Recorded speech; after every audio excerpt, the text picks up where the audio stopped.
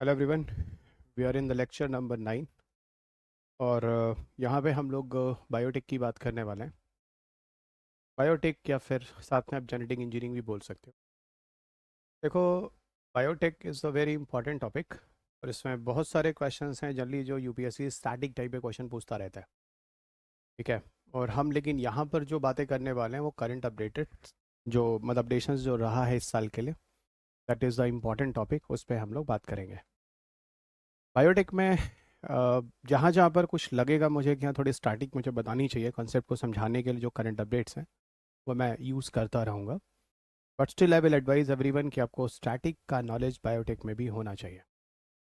Even कई बार मैं थोड़ा हार्श बोल जाता हूँ, मतलब थोड़ा जो चीज़ आपको अच्छी नहीं लगती है ना, क्योंकि थोड़ा डांटना टाइप का और इस तरह की चीज़ें कि पढ़ लो, है ना, और कभी पढ़ोगे नहीं, है ना, इस तरह की चीज़ें, तो इसके पीछे उद्देश्य एक ही होता है, क्योंकि शायद मैं आपकी केयर करता हूँ। ठीक है। जैसे हम लोग के पेरेंट्स वगैरह भी केयर करते से डांटते हैं, तो इसका मतलब थोड़ी ना होता कि हम पापा के लेकर कुछ उनको उल्टा सीधा बोलना शुरू करेंगे। क्योंकि इस तरह की चीज़ें हैं जो लोग मुझे मैसेज करते हैं कि सर आप वैसे कैसे बोल देते हैं, वैसे कैसे बोल देते हैं। तो इसीलिए बोल देता हूँ कि मैं डरता हूँ। ठीक है, कि अगर आपकी मेहनत के बाद आप सफल नहीं होंगे तो फिर आप बहुत परेशान होंगे, उससे एक डर सा होता है। ठीक है, तो उसको ना ब्लेसिंग समझिएगा। ठीक है, क्योंकि हम लोग अपने टीचरों की बातों को ब्लेसिंग समझते थे, आशीर्वाद समझते थे। और जब तक ये लोग हमारी लाइफ में ज़िंदा थे, कुछ तो अब हैं भी नहीं, तो उस समय तक हमें उनकी वैल्यू समझ में आती थी कि अरे मतलब जाने के बाद ज़्यादा समझ में आने लगी, यार ये लोग ही थे जिनकी वजह से हम लोग पढ़े। तो एक आध दो बच्चे हैं जो मुझे बहुत बड़े बड़े मैसेज भी लिख कर भेजते हैं, तो ये उन्हीं के लिए ख़ास तौर से कि मैं ही बोलता हूँ कि जिनको निगेटिव लेना हो निगेटिव लें, जिनको पॉजिटिव लेना हो पॉजिटिव लें। लेकिन कभी किसी टीचर्स की बात को, है ना, अगर डांटता भी है तो उसको एक ब्लेसिंग की तरह लेना चाहिए, जैसा मैंने अपनी लाइफ में देखा है अध्यापकों के साथ। या हो सकता है कि हमारी जनरेशन में हम लोग ऐसे रहे हों, आपकी जनरेशन में आप थोड़ा अलग टाइप के हैं, हो सकता है, क्योंकि जनरेशन गैप है। हो सकता है आप बोल सकते हैं आप लोग पुराने ज़माने के लोग हैं, आप ऐसी सोच वाले हैं, तो ये हो सकता है, ये बिल्कुल ये संभव है। ठीक है, तो चलिए उस बारे में बात नहीं करते, हम लोग आगे बढ़ते हैं। कि आप मेरी बात को, मेरी डांट को भी कैसे लेते हैं ये आपका चॉइस है। ठीक है, पर हम लोग अपने टीचर्स की डांट वगैरह को भी एक ब्लेसिंग्स मानते थे। ठीक है, एक आशीर्वाद मानते थे। ठीक है, चलिए।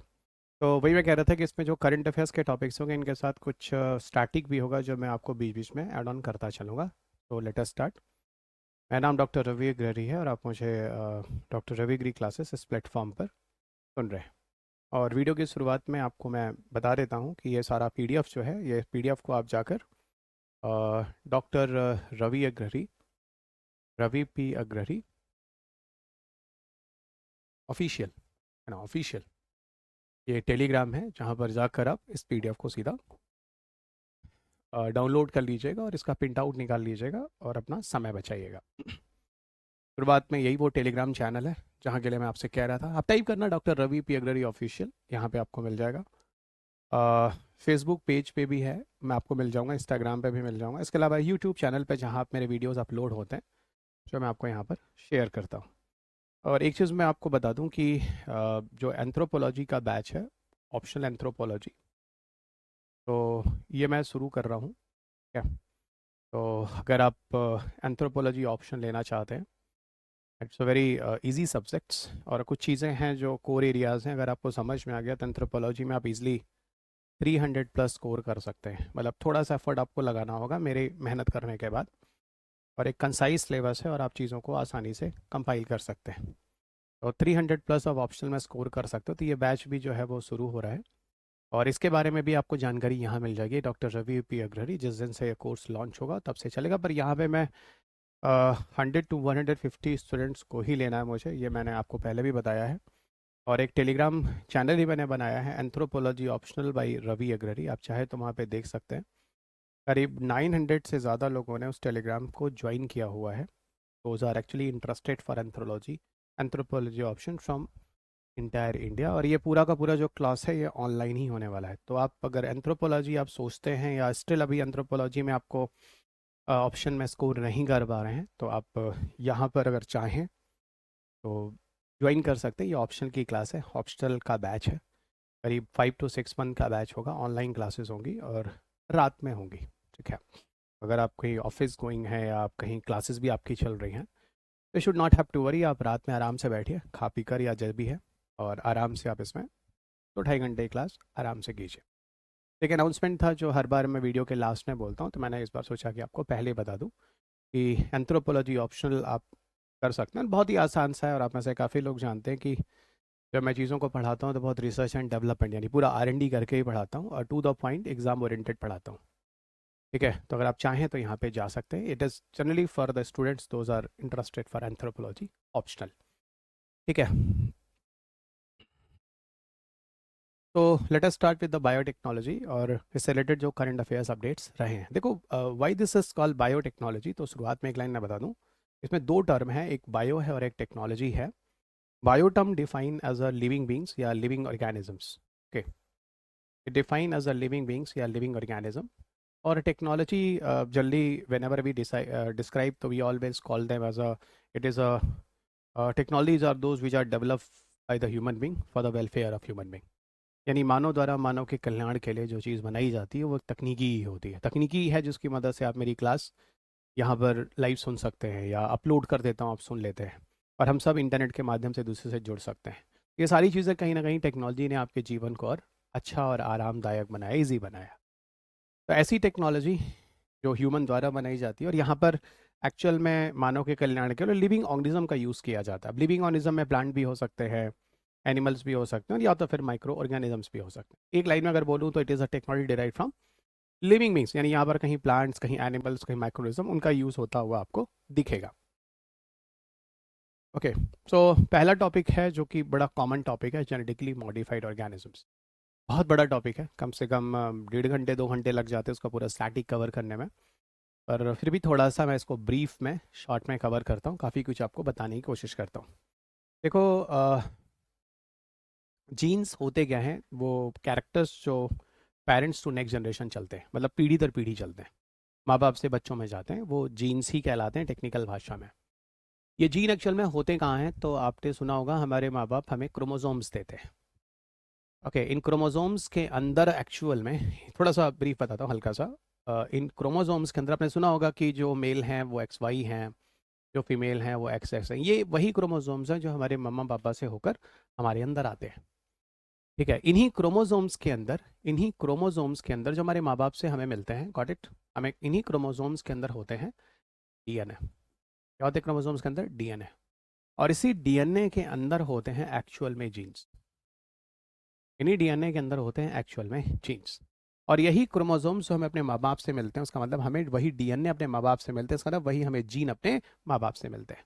और यही क्रोमोसोम्स के अंदर DNA के अंदर जीन, और यही पीढ़ी दर पीढ़ी चलता है, इसीलिए हम जीन को हेरिडिटरी कैरेक्टर्स कहते हैं। ओके, तो कोई भी प्लांट्स के अंदर अगर कोई कैरेक्टर है ना, तो डेफिनेटली उसके पीछे की जनरेशन से आ रहा है। अब उसके जेनेटिक कैरेक्टर में अगर मैं कुछ बदलाव करूं, तो उसका जो कैरेक्टरिस्टिक्स फीचर होगा वो बदल जाएगा, और इसी को हम कहते हैं जेनेटिकली मॉडिफाइड क्रॉप्स। यानी कोई जीन है जो उसको अपने पीछे की जनरेशन से मिल रहा है, उसमें अगर हम कोई मॉडिफिकेशन कर दें, ठीक है ना, तो उसको हम कहते हैं जेनेटिकली मॉडिफिकेशन। अब वो कई तरीके हो सकते हैं, RNA इंटरफेरेंस कर सकते हैं, रिकॉम्बिनेंट DNA टेक्नोलॉजी का यूज़ कर सकते हैं, है ना, एग्रोबैक्टीरियम टूमिफेशियंस का यूज़ कर सकते हैं। बहुत सारी चीज़ें हैं जिसकी मदद से सारी चीज़ें हम कर सकते हैं। अब आइए देखते हैं क्या है पूरा का पूरा कंसेप्ट। तो GM क्रॉप है क्या? जनरली हम यहाँ पर कुछ ऐसे DNA वगैरह को इंसर्ट कर देते हैं पौधों के अंदर, जिससे उनका पूरा का पूरा जो ट्रेट होता है, जो जनरेशन्स होता है, हम उसमें बदलाव कर देते हैं। ठीक है, अब ये बदलाव किसी भी काम के लिए हो सकता है, उसको किसी डिजीज से बचाने के लिए हो सकता है, किसी अनवांटेड प्लांट्स से प्रॉब्लम ना हो उससे, उसके लिए हो सकता है, किसी इंसेक्ट से बचाने के लिए हो सकता है, किसी न्यूट्रिशन की क्वालिटी को बढ़ाने के लिए हो सकता है कि उसके अंदर हम किसी न्यूट्रिएंट सप्लाई को बढ़ा रहे हो। तो there are so many possibilities are here guys. अगर आप जेनेटिकली मॉडिफाइड प्लांट की बात करें, दुनिया का पहला जेनेटिकली मॉडिफाइड क्रॉप जो कॉमर्शलाइज्ड हुआ था वो था फ्लैर सैड टोमेटो, जो US में हुआ 1994 में। और ये क्यों बनाया गया पता है? डिलेड राइपनिंग प्रोसेस के लिए। जो जो क्रॉप था उसकी जो राइपनिंग प्रोसेस थी वो बहुत तेज़ी से, असल में ये एक टोमेटो है, फ्लैश टोमेटो। और टमाटर में एक प्रॉब्लम होती है कि इसकी जो राइपनिंग होती है बहुत जल्दी हो जाती है, तो फार्मर जब उसको खेत से काट कर जब मार्केट में ले जाता है, अच्छा खासा टमाटो जो होता है सड़ जाता है। ओके, तो इसमें एक टेक्नोलॉजी है जिसको यूज़ किया गया है, जिसको हम कहते हैं RNA इंटरफेरेंस। आरएनए इंटरफेरेंस, जिसको आप पोस्ट ट्रांसक्रिप्शन जीन साइलेंसिंग के नाम से भी जानते हैं। ये एक स्टैटिक पार्ट है जो आपको पता होना चाहिए। और यही आरएनए इंटरफेरेंस या पोस्ट ट्रांसक्रिप्शन जीन साइलेंसिंग में यूपीएससी ने क्वेश्चन भी पूछा 2018 में, आरएनए इंटरफेरेंस या पीटीजीएस। उसी टेक्नोलॉजी की मदद से इस प्लांट को डेवलप किया गया, जहाँ पे इस प्लांट्स के जो टमाटोज की रैपनिंग प्रोसेस को स्लो कर दिया गया, तो अच्छा खासा टमाटो बचाने लगे। अब खेतों से काट कर मार्केट में ले जाओगे तो अच्छा खासा टमाटर बचेगा, सड़ेगा नहीं, ठीक है, कम से कम तो आप बचा लोगे। तो यही वो पहला जेनेटिकली मॉडिफाइड प्लांट है जिसको कॉमर्शलाइज किया गया और ह्यूमन ने कंजम्पशन के लिए इसको सर्टिफाई किया गया। अमेरिका की एजेंसी है, सुना होगा, FAO, food and agricultural organisations. दुनिया में टॉप जीएम प्रोड्यूसिंग जो कंट्रीज में यूएस है, ब्राज़ील है, अर्जेंटीना है, इंडिया है, कनाडा है, ये सारे के सारे हैं जो टॉप जीएम प्रोड्यूसिंग कंट्रीज में आते हैं। और जो कॉमन जीएम क्रॉप है जो दुनिया में यूज़ हो रहा है वो कॉटन है, मेज है, सोयाबीन है और कनोला है। ऑब्जेक्टिव्स क्या हैं? बहुत सारे उद्देश्य हो सकते हैं। अभी मैंने बोला paste resistance, unwanted plant resistance आप बना सकते हैं, पेस्ट वायरस से बचा सकते हैं, हर्ब वगैरह से कंट्रोल होगा, सॉइल वगैरह में कंजर्व कर सकते हैं, इस तरह के सॉइल जहाँ पर पौधे वौधे नहीं लग सकते। अभी आपने सुना होगा चाइना में एक बहुत बड़ा एक बैरन एरिया है, ओके, मरुभूमि क्षेत्र कह सकते हैं, जहाँ पे चाइना ने जेनेटिकली मॉडिफाइड क्रॉप को लगाकर उसका पूरा कल्टीवेट करके हरा भरा एरिया कर दिया। मतलब इस तरह की चीज़ें भी कर सकते हैं, जिससे आप सॉइल कंजर्वेशन वगैरह का प्रोसेस वहाँ पर अप्लाई कर सकते हैं। और ये जेनेटिकली मॉडिफाइड क्रॉप की मदद से ये चीज़ें संभव हैं, ठीक है, ये चीज़ें संभव हैं। अब भाई यहाँ देखते हैं BT genes and their roles, है ना। BT genes and their roles जो कि बड़ा इंपॉर्टेंट जीन है, सुना होगा, जिसी के बेसिस पर आप बीटी क्रॉप्स की बात करते हैं। दुनिया में जो बीटी क्रॉप्स है, ओके, उस क्रॉप्स के अंदर एक जीन को इंट्रोड्यूस किया गया। फिलहाल कई जीन है जिसको हम कहते हैं क्राई1AC, क्राई2AB, कई सारे जीन है। क्राई1AC जीन, है ना, क्राई2AB gene, there are so many type of gene, क्राई2AB जीन, है ना, ये सब जीन इंट्रोड्यूस किए जाते हैं। एक क्वेश्चन भी आपके पेपर में पूछा था 2021 के आसपास, बोलगार्ड 1 और बोलगार्ड 2, सुनोगे क्वेश्चन आपके पेपर में आया हुआ, बोलगार्ड 1 एंड बोलगार्ड 2। ये जो बीटी जीन्स हैं, इनका जो सोर्स है वो एक बैक्टीरिया, इसका नाम है बैसिलस thuringiensis।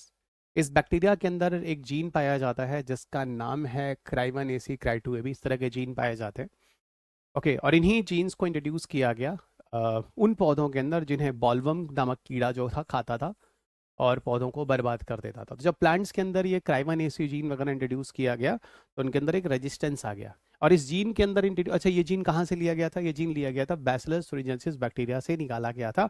और ये बैक्टीरिया एक सॉइल बैक्टीरिया है, ये भी सॉइल में मिलता है। This is what, this is a soil bacteria, okay, this is a soil bacteria. और इसकी मदद से क्या हुआ, जब क्राई1AC जीन को इस बैक्टीरिया से निकालकर पौधों में डाला तो पौधे ने क्राइटॉक्सिन प्रोटीन बनाया। और क्राइटॉक्सिन प्रोटीन की वजह से जो इंसेक्ट्स इनको खा रहे थे, बॉलवर्म वगैरह, उनके गट्स वगैरह ब्लॉक हो गए तो बेचारे मर गए। तो पौधों में खुद रेजिस्टेंस आ गया। ऐसे पौधों को हम बीटी क्रॉप्स के नाम से जानते हैं।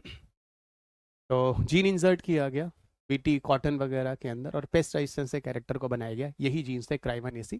और जो बीटी क्रॉस भारत में आया उसी को हम बॉलगार्ड 1 और बॉलगार्ड 2 के नाम से जानते हैं। बॉलगार्ड 1 जिसको हम सिंगल जीन टेक्नोलॉजी कहते हैं, जिसमें सिर्फ एक जीन को रिड्यूस किया गया था, और बॉलगार्ड 2 को हम डबल जीन टेक्नोलॉजी के नाम से जानते हैं। इसमें सिंगल जीन क्राई1AC को इंट्रोड्यूस किया गया और बोलगार्ड 2 में क्राई1AC और क्राई2AB दोनों को इंट्रोड्यूस किया गया। क्वेश्चन पेपर में आया हुआ 2021-22 के प्रीलिम्स में, आपके पेपर में क्वेश्चन मिलेगा। ये बीटी कॉटन की वैरायटी थी जो भारत में इंट्रोड्यूस की गई थी 2002 और 2006।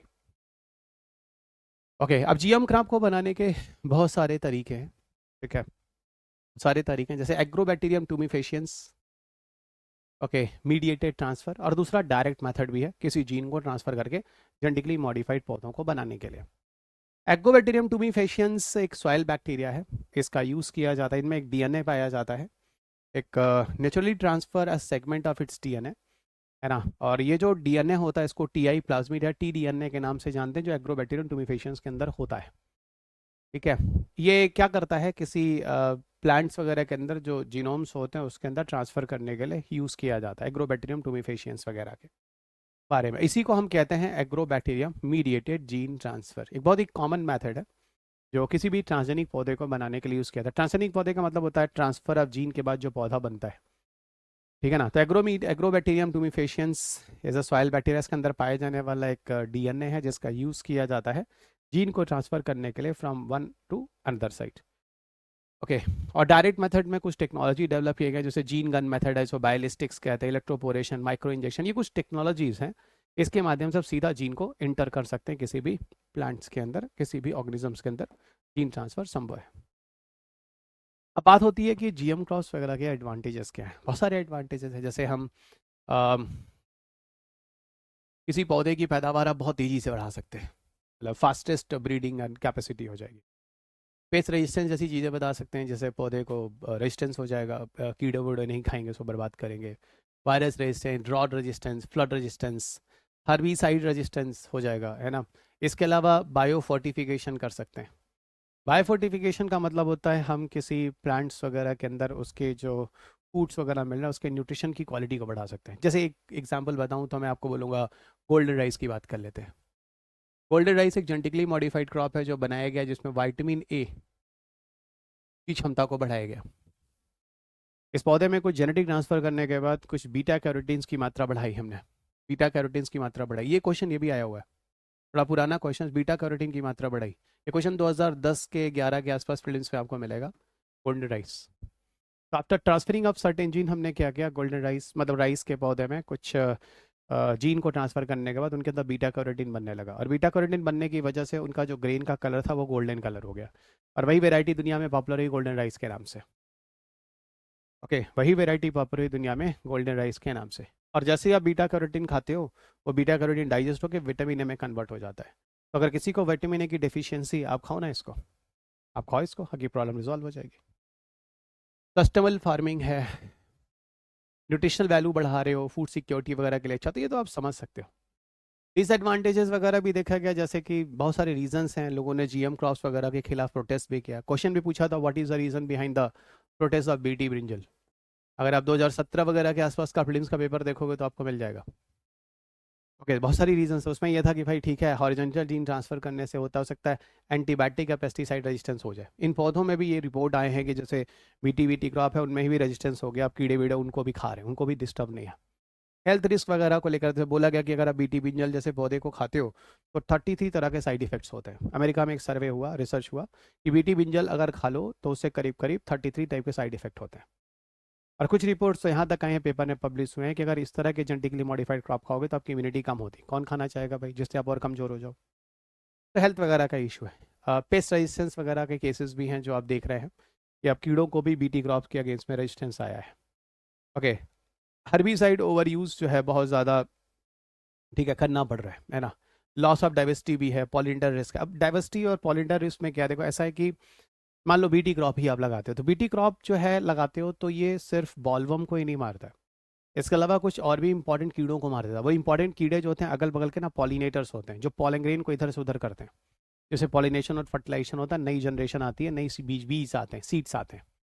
तो अगर वो इंसेक्ट उस तरह की चीज़ें मर जाएंगे तो वहाँ का पूरा डाइवर्सिटी भी इफेक्ट होगा। तो ये आपके निगेटिव्स हैं, जो डिसएडवांटेजेस हैं, इस तरह की चीज़ें हैं जो जीएम वगैरह से आपको देखने को मिलेगा, जीएम क्रॉप से।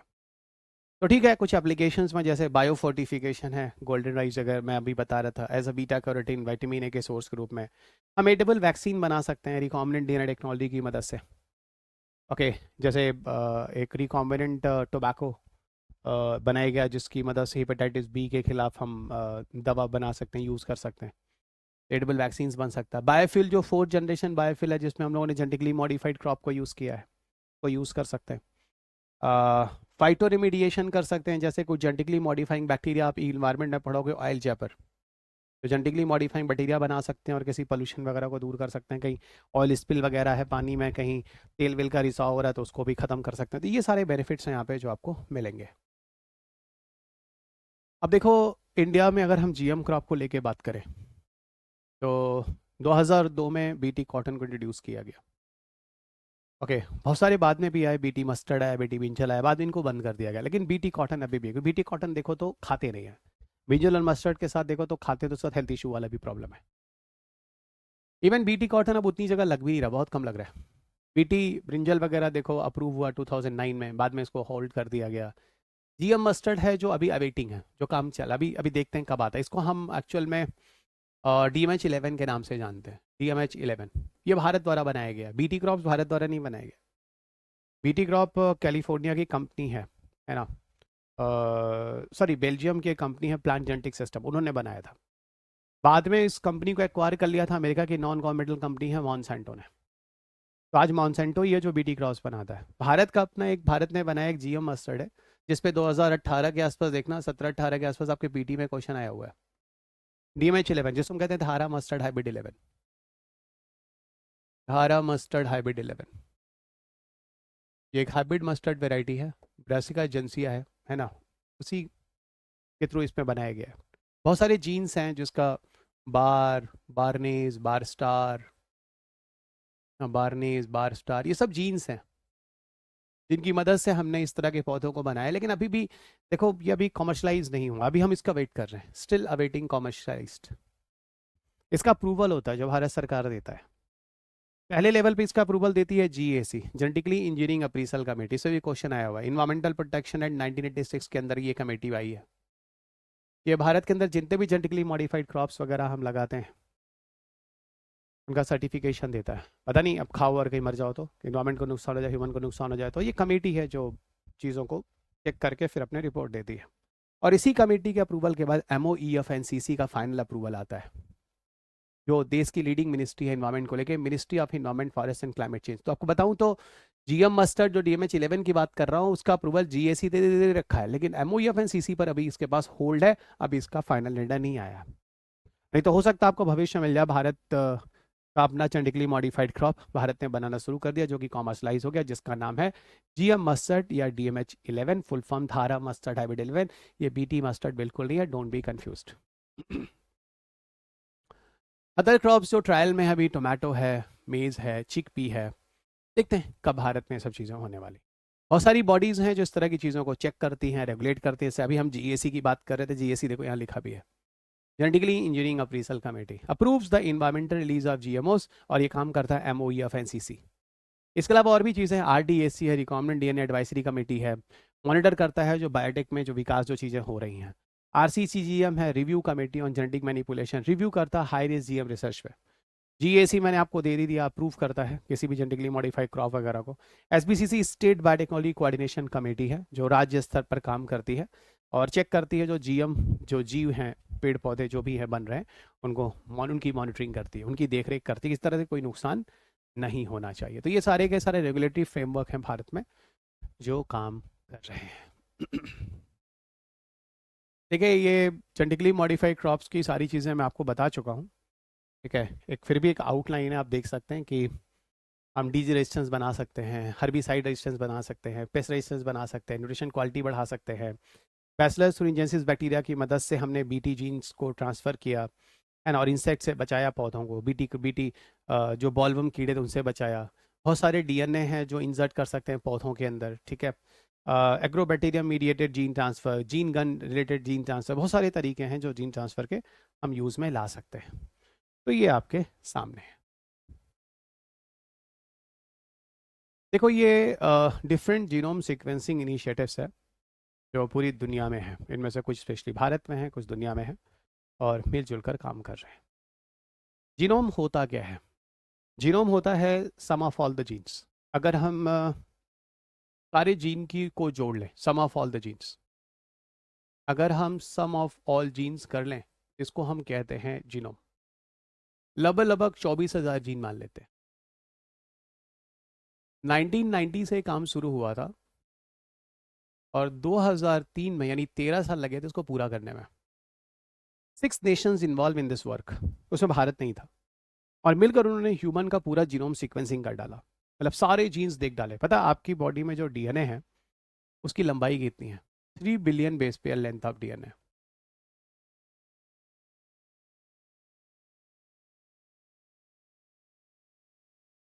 ओके, ये एक सेल के एक न्यूक्लियस के अंदर बता रहा हूँ। आपकी बॉडी में एक सेल है, एक सेल निकाल लो, एक सेल के अंदर में एक न्यूक्लियस मिलेगा, वो निकाल लो।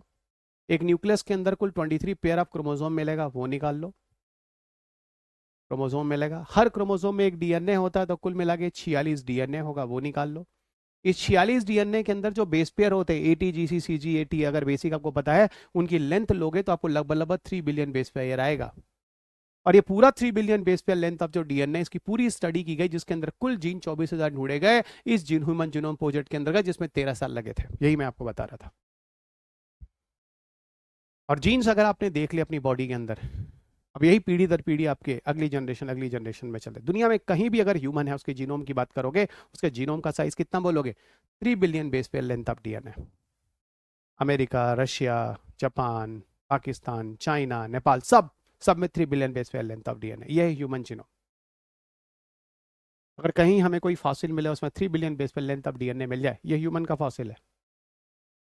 तो जो जीन से हम बता देते हैं फॉसिल किसका है, जेनेटिक स्टडी के बेसिस पे। बहुत सारी चीज़ें, ये तो छोटी चीज़ें जो मैं आपको बता रहा हूँ। वो तो इसलिए क्योंकि जीनोम टर्म आ रहा है, तो मुझे लगा थोड़ा बता देना चाहिए, सम ऑफ ऑल द जीन्स। अब देखो, जीनोम से जुड़े हुए बहुत सारे रिसर्च होते हैं। जैसे एक है इंडिजन प्रोग्राम। एक मिनट रुकना। अब इंडिजन प्रोग्राम क्या है, पहले देखो इसको, ठीक है? सारी चीज़ों पे पहले बात करते हैं धीरे धीरे। इंडिजन प्रोग्राम क्या है? सीएसआर द्वारा लाया गया है। ये भारत की जेनेटिक डाइवर्सिटी की जेनेटिक मैपिंग करता है, उसके सारे सीक्वेंसिंग की स्टडी करता है। जीन सीक्वेंसिंग बोले या जीनोम सीक्वेंसिंग बोले, बात एक ही है। जीन में एक जीन की बात होती है, जीनोम में सारे जीन को मिलाकर बोलते हैं, तो दोनों का आंसर एक ही होगा, आप घबराना नहीं। ओके, तो genome sequencing from the diverse ethnic group. तो ठीक है सर, हमारे देश में बहुत सारे एथनिक ग्रुप हैं, अलग अलग भाषा के लोग हैं, अलग अलग बोली के लोग हैं, ठीक है ना? तो उनकी सारी जेनेटिक स्टडी करने के लिए इंडिजन प्रोग्राम लाया गया सीएसआर द्वारा। अच्छी बात है। One day one genome project, ये क्या वन डे वन? ये डिपार्टमेंट ऑफ बायोटेक्नोलॉजी लेकर आया है। यहाँ पर जो बैक्टीरिया वगैरह है ना, भारत के जो बैक्टीरिया बड़े यूनिक बैक्टीरिया हैं, जो हमारे एग्रीकल्चर, हेल्थ और इन्वायरमेंट से जुड़े हुए, मतलब रिसर्च वगैरह में मदद किए जा सकते हैं, इनका उपयोग किया जा सकता है, उनकी स्टडी होती है, इनके सीक्वेंस निकाले जाते हैं, स्टडी की जाती है वन डीएनए वन जीनोम के अंतर्गत। ये काम कौन कर रहा है? Department of biotechnology. Human genome project के बारे में हम लोगों ने बात करी ली। 1990 से लेकर 2003 में एक कंट्री ने मिलकर पूरा का पूरा इंटायर ह्यूमन जीनोम तैयार कर डाला था। ओके, फिलहाल फाइनलाइज तो 2022 में जाकर हुआ, लेकिन 2003 तक ये चीज़ें पूरी हो गई थी, human genome project.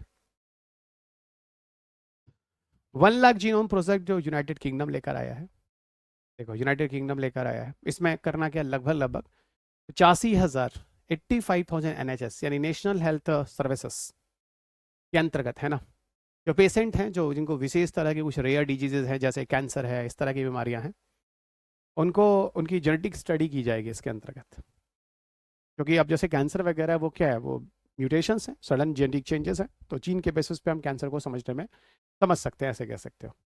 International हैप map project भी है। ये क्या करता है? मैप करता है मिलियन जेनेटिक वेरिएंट्स को चेक करेगा। ओके, जो पॉपुलेशंस हैं, मिलियंस मतलब करीब लाखों की संख्या में जो जनसंख्या है पूरी दुनिया की, उनकी जेनेटिक चेकिंग करेगा, सीक्वेंसेस उस बेसिस पर बीमारियों को समझने की कोशिश करेगा, कैसे बीमारियां किसी जीन्स के साथ कनेक्टेड होती हैं और होकर आगे की पीढ़ी में चलती हैं, इनको समझने में मदद करेगा। ये सारी चीज़ें थी जो जीनोम से संबंधित थी और मैंने आपको यहाँ पर करा दी है। धीरे धीरे चलते हैं एक टॉपिक को लेते हुए।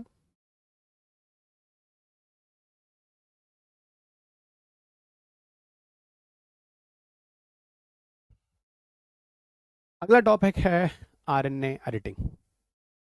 फिलहाल 2 टर्म आते हैं, आरएनए एडिटिंग भी आता है और एक और टर्म आता है, उसको कहते हैं डीएनए एडिटिंग।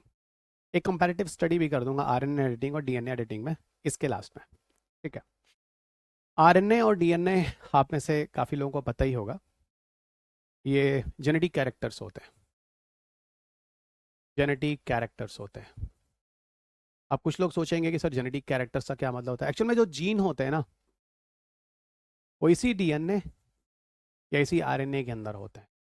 हमें जो जीन होता है वो डीएनए के अंदर होता है। अब भाई अगर मैं कोविड वायरस पूछूं, कोविड वायरस, तो कोविड वायरस के अंदर जीन जो था वो आरएनए के अंदर था, तभी तो हम लोग कहते थे Covid is a RNA virus. तो ये जेनेटिक कैरेक्टर्स होते हैं और इन्हीं के अंदर जीन होते हैं जिनसे होकर पीढ़ी दर पीढ़ी गुण माँ बाप से बच्चों में जाते हैं। अब इसी आरएनए में कुछ एडिटिंग कर दी जाए, मतलब कुछ एरर्स हो, कुछ दिक्कत हो, और आरएनए में अगर एडिटिंग कर दी जाए, तो एक्सप्रेशन जो होगा, जो जीन्स आगे चल के एक्सप्रेशन कर रहे होंगे, वो सुधर जाएंगे। कैसे होता है मैं आपको एक बात बताता हूँ। ऐसा है कि जैसे जब कोई गुड़ बनता है, अभी मैंने आपको बोला क्रोमोसोम्स के अंदर डीएनए होता है, सारी कहानी स्टैटिक की है, अंडरस्टैंडिंग कॉन्सेप्ट। क्रोमोसोम के अंदर डीएनए होते हैं, आपने समझ लिया। ये डीएनए ही आगे चलकर बहुत सारे डीएनए बनाते हैं जब आप बड़े हो रहे होते हैं। यही डीएनए आगे चल के आरएनए बना रहे होते हैं जब आप बड़े हो रहे होते हैं। यही आरएनए आगे चल के डिफरेंट तरह के आरएनए बनाते हैं, इसको राइबोसोमल आरएनए कहते हैं, मैसेंजर आरएनए कहते हैं, ट्रांसफर आरएनए कहते हैं, है ना, ये बना रहे होते हैं। और यही डिफरेंट तरह के आरएनए में से messenger RNA specially with the help of RNA and transfer RNA ये चल के प्रोटीन बनाता है। और प्रोटीन के फॉर्म में हमारे शरीर के सारे कैरेक्टर होते हैं, हमारे सारे के सारे गुण होते हैं। अगर आप में कोई बीमारी है तो प्रोटीन है, आपका हेयर कर्ली है तो कर्ली है प्रोटीन है। लेकिन उस कर्ली है प्रोटीन के पीछे इसी डीएनए के अंदर होते हैं जीन्स जो रिस्पॉन्सिबल होते हैं। यही जीन्स होते हैं जो डीएनए के अंदर होते हैं, यही डीएनए जो कि क्रोमोसोम से होता है, यही क्रोमोसोम जो आपके मम्मा या पापा से या तो आपके फादर से आपके मदर से आता है। तो जिस तरह का जीन आप लेकर आते हैं उस तरह का कैरेक्टर बनता है। अब अगर मानो हम आरएनए के प्रोसेस में यहां पर कुछ एडिटिंग कर दें, मतलब आरएनए से आगे चल के प्रोसेस को यहां पर रोक दे, एडिटिंग कर दें, तो पीछे का जो जीन है कि आगे जाके कैरेक्टर बना पाएगा? ऑफकोर्स नहीं बनाएगा। इस तरह की चीजों को आरएनए एडिटिंग कह दो। ओके, या इसी को एक तरह से हम आरएनए इंटरफेरेंस भी कह सकते हैं। पर आरएनए इंटरफेरेंस के लिए आपको पोस्ट ट्रांसक्रिप्शन लेवल पे जाना होगा। ओके, यहां पर इस मैकेनिज्म्स को स्टॉप करना होगा। इसको हम कहते हैं रेप्लिकेशन प्रोसेस, डीएनए से डीएनए बनना। इसको हम कहते हैं ट्रांसक्रिप्शन प्रोसेस। इसको हम कहते हैं पोस्ट ट्रांसक्रिप्शन प्रोसेस। और इसको हम कहते हैं ट्रांसलेशन प्रोसेस। ये सब शॉर्ट में जल्दी जल्दी कर रहा हूँ, स्टैटिक है सारी चीजें। इसको हम क्या कहते हैं? Translation process. ये इस तरीके से धीरे धीरे सारी चीजें बनती हैं। अब देखो, अब आपका बैकग्राउंड तैयार है, अब आपका बैकग्राउंड तैयार है, ठीक है। अब आरएनए एडिटिंग पे आ जाओ। इधर देखो, कहानी समझो।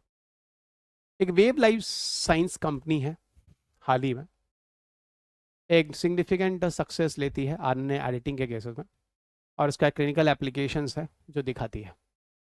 और कह रहा है कि अगर आरएनए एडिटिंग है क्या, अगर हम प्रिसाइज मॉडिफिकेशन आरएनए में कर पाए, वही आरएनए क्या होता है? एक मैसेंजर की तरह काम करता है जो डीएनए की इंफॉर्मेशन को प्रोटीन तक लेकर जाता है। हाँ सर, अभी सब पीछे से आप वही तो दिखा रहे थे, आरएनए मैसेज, आरएनए बीच में आ रहा था, डीएनए से लेके कैरेक्टर बन रहा था। अगर हम इसमें इस आरएनए मॉलिक्यूल में एडिटिंग करें तो जो भी जेनेटिक डिफेक्ट पीछे डीएनए से आ रहा था वो ऑलरेडी सही हो जाएगा।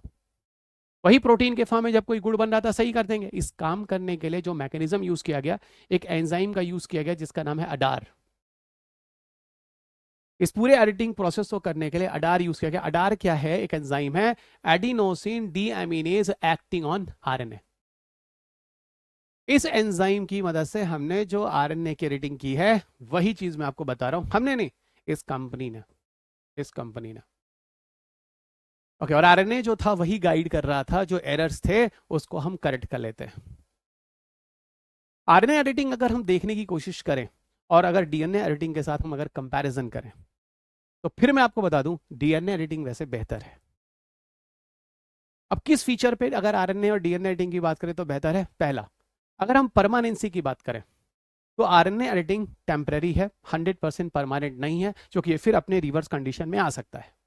लेकिन अगर आपने डीएनए एडिटिंग की तो ये परमानेंट है। सेफ्टी की बात करें, यहां पर बॉडी अपने आडर एंजाइम को यूज करती है।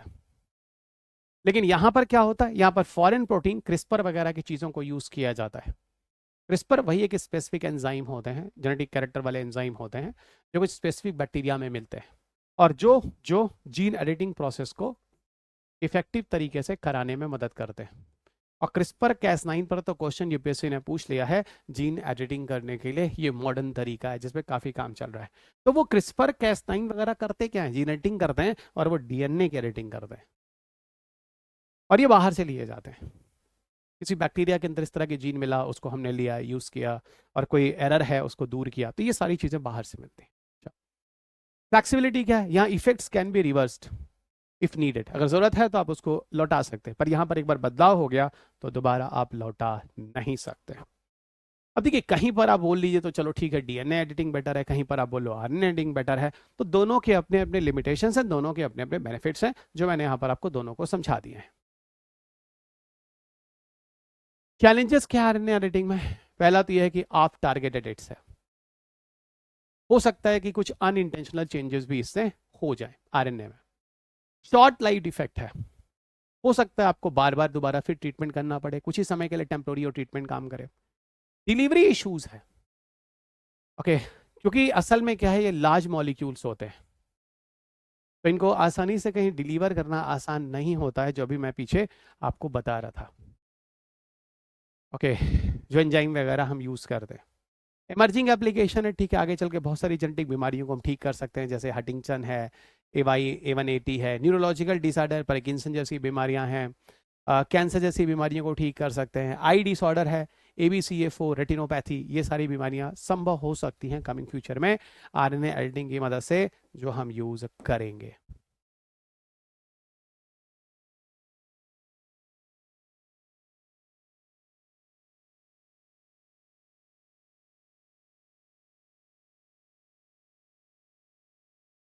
अगला टॉपिक है ट्रांसपोजॉन। It's a very important topic guys, और ट्रांसपोजन अपने आप में ही एक इंपॉर्टेंट टॉपिक है आपके पेपर के लिए, kindly remember it's a most important topic. और ट्रांसपोजन को हम लोग एक्चुअल में जंपिंग जीन के नाम से जानते हैं। ट्रांसपोजन को we are also calling as a what, as a jumping gene. It's a most important topic, kindly remember it. Okay, it is a most important topic, kindly remember it. तो transposons, या आप इसको jumping jeans के नाम से भी जानते हैं। क्या होता है ट्रांसपोजॉन? एक्चुअल में एक वैज्ञानिक है, उसका नाम है बारबरा मैकिंटॉक। उसने इस चीज़ को डिस्कवर किया कि हमारे जो DNA के अंदर जो जीन्स होते हैं ना, या कह लो क्रोमोसोम्स के अंदर जो DNA होते हैं ना, या कह लो पूरा जो जीनोम है, उसके अंदर जो जीन जीन जीन जीन है ना, और जीन कहाँ होते हैं? DNA के अंदर। समझना, बड़ा इंटरेस्टिंग चीज़ है ये सब।